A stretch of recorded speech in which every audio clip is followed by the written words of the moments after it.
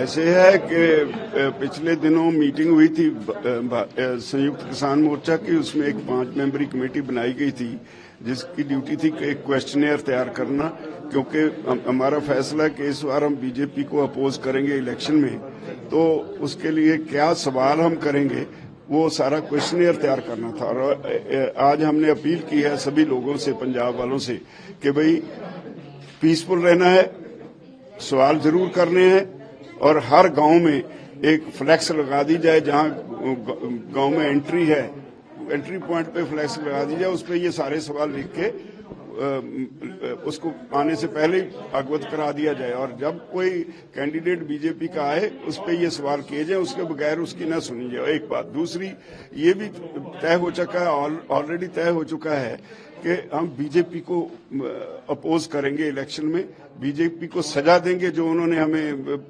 पिछले आंदोलन में हमारे साथ ज्यादतियां की।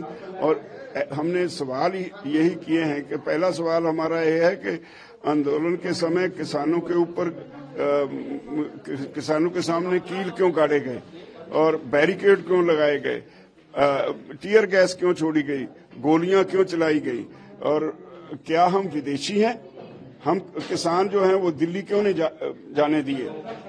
दूसरा सवाल है कि नौजवान किसान शुभकर्ण को गोली मार के शहीद क्यों किया गया, किसानों के ट्रैक्टर क्यों फोड़े गए, 400 किसान क्यों जख्मी किए गए? तीसरा सवाल है एमएसपी की कानूनी गारंटी का वादा करके क्यों मुकरे, स्वामीनाथन रिपोर्ट लागू क्यों नहीं की गई, C2+50% फार्मूला लागू करने में क्या मुश्किल है? चौथा सवाल है लखीमपुर खीरी के कत्लों के बाद इंसाफ में रुकावट खड़ी की गई अजय मिश्रा टहनी को सरकारी पनाह देने के लिए मंत्रिमंडल से निकाला नहीं गया, क्यों? पांचवा सवाल है दिल्ली आंदोलन में किसानों के ऊपर जो केस दर्ज किए थे वो अभी तक वापस नहीं लिए, क्यों? छठा सवाल है कारपोरेट्स का कर्जा माफ करने में अगर सरकार को दिक्कत नहीं तो किसानों के कर्ज मुक्ति के लिए क्या मुश्किल है? सातवां सवाल है बिजली शोध बिल 2020 वादा करने के बावजूद पार्लियामेंट में क्यों पेश किया गया? आठवां सवाल है पॉल्यूशन का जो कानून है उससे कृषि के क्षेत्र को क्यों बाहर नहीं किया गया?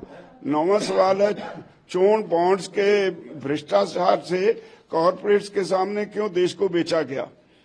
10वां सवाल है भाखड़ा और पौंग डैम को डैम सेफ्टी एक्ट बना के पंजाब से क्यों छीना गया? और 11वां सवाल है साइलोज के बहाने पंजाब की मंडियां क्यों बंद की जा रही हैं? ये क्वेश्चनेयर है जो हर गांव में एंट्री पॉइंट पे एक फ्लैक्स लगा के सवाल किए जाएंगे। जो कैंडिडेट बीजेपी के आएंगे उनके ऊपर सवाल किए जाएंगे और बीजेपी को वोट बिल्कुल नहीं किया जाएगा। हमने लोगों से कहा कि जो नेक्स्ट विनिंग कैंडिडेट है, हम किसी पार्टी के साथ नहीं, लेकिन बीजेपी को वोट नहीं देना, कोई भी जो अगला विनिंग कैंडिडेट है उसको अपना वोट दे दो।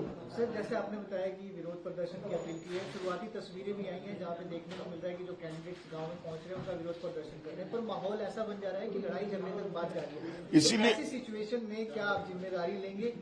इसीलिए हम अपील कर रहे हैं सभी लोगों को कि अपनी जिम्मेदारी का एहसास करो। बीजेपी चाहती है कन्फ्रंटेशन हो जाए, वायलेंस हो और इसका वो पॉलिटिकल माइलेज ले सके।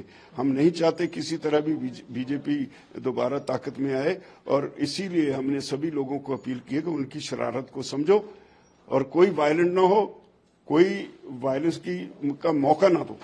केंद्र में बीजेपी की सरकार है, उसका विरोध करना चलो जाए, समझ में आता है। क्या जो स्टेट की जो सरकारें हैं, जो लीडर्स हैं, उनका भी विरोध किया जाएगा, उनसे भी सवाल पूछे जाएंगे? लोग सवाल सब के मुद्दे तो उनसे भी जुड़े।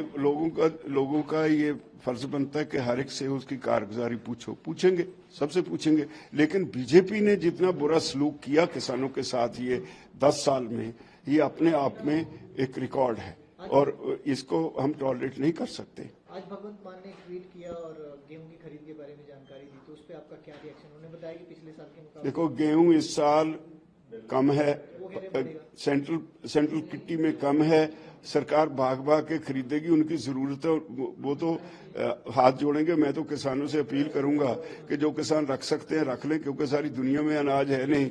इस साल तो पैसे बनाने का समय है।